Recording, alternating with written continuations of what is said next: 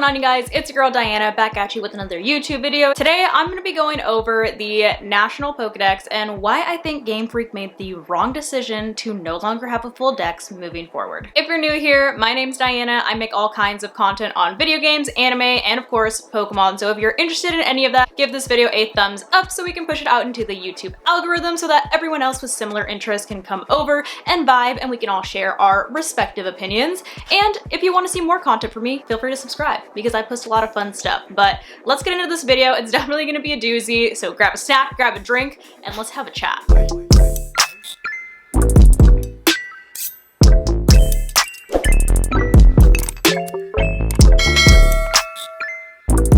So if you're even somewhat familiar with the Pokemon community, I'm sure you've heard everyone's disappointment with Game Freak's decision to cut a lot of Pokemon when they originally released the Sword and Shield games. And by a lot of Pokemon, I mean over 200 Pokemon.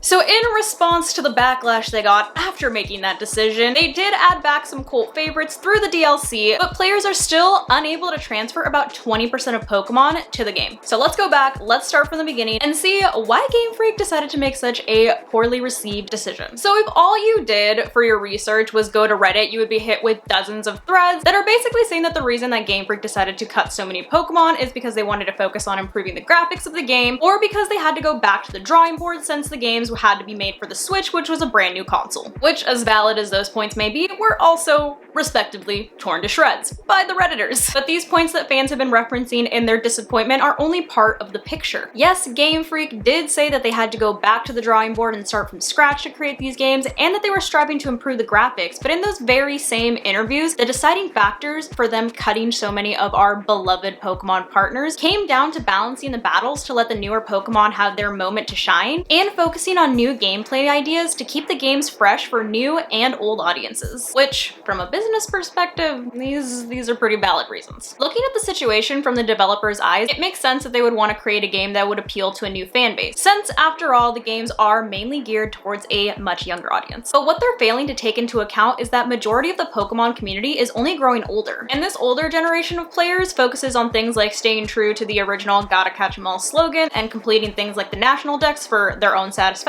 shiny hunting, and of course, building competitive teams to be used online and in tournaments. Because of this, fans have been asking for Pokemon games that are more geared towards this older audience for years, but unfortunately, these cries have fallen on deaf ears. By cutting out such a significant amount of Pokemon from the games, all of these aspects that fans have loved for so long have either been completely and suddenly taken away or significantly altered. But what fans' disappointment with this decision to cut so many Pokemon out of the games boils down to something a little bit deeper. A lot of us have been playing the Pokemon games for years, some people even decades, considering the company just had their 25th anniversary recently, and of course bringing along our favorite Pokemon with us. So needless to say, a lot of fans have grown really fond of their Pokemon. And so once Game Freak made the decision to cut, say, 20% of Pokemon out of the newer games, and that was even after they added some back into the DLC, fans felt betrayed. Many fans were no longer able to bring their long-term favorite partners into competitive battles or bring their prize shinies that they spent hours grinding for into the next generation of games. Which at this point, I'm sure most people know that nostalgia has played a huge factor in how successful the Pokemon franchise has been over the years. But I know what you're thinking. Diana, obviously both sides have valid points. So how do we bridge the gap between what developers want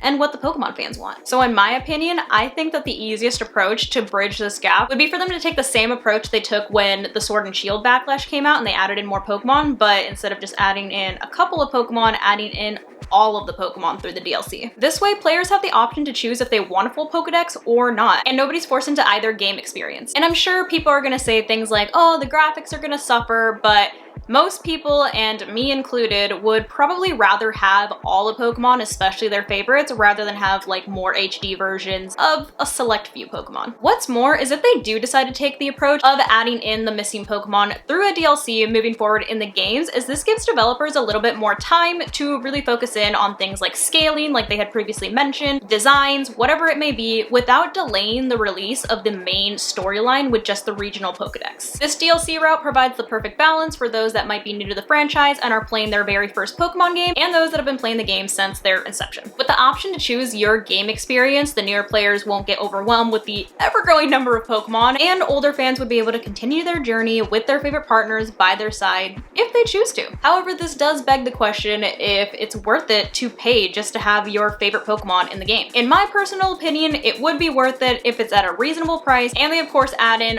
all the Pokemon, not just a couple. This wouldn't be a new concept either, since games like Super Smash Bros. Have already implemented things like expansion packs where you can pay to buy new characters individually or as sets, so this isn't anything that gamers haven't seen before, especially in present day. However, unlike those expansion packs, if they went the DLC route and added in all the missing Pokemon in one go for one reasonable price, of course, this would not only save time, but it would also eliminate gamers feeling like they're being nickeled and dimed by microtransactions. So for me, taking this route makes the most sense. Of course, there's always going to be someone that has something or some shortcoming to complain about when it comes to the Pokemon games, or any modern day video game for that matter. Halo Infinite comes to mind right now. But there is still time for Game Freak to win over, or in this case, win back fans with something as simple as a DLC that provides all the missing Pokemon for a reasonable price. But of course, that's just my humble opinion. But let me know your opinions down below in the comments. I'm interested to see what kind of conversation we can spark up. Hopefully you guys enjoyed this video and found it informative and maybe a little bit insightful, and I'll catch you guys in the next one.